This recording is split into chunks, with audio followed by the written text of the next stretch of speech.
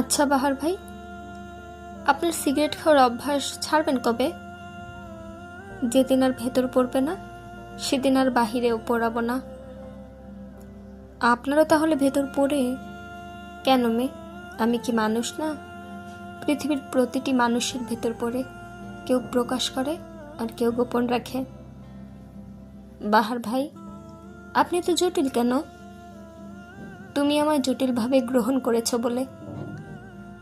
জানেন বাহার ভাই, আপনি আমার কাছে ক্যাকটাসের ফুলের মতো, আর তুমি আমার কাছে আলকান্দা কিংবা সন্ধ্যার রঙ্গনা। ইস, লোকটা যেন উত্তর তৈরি করেই এসেছেন।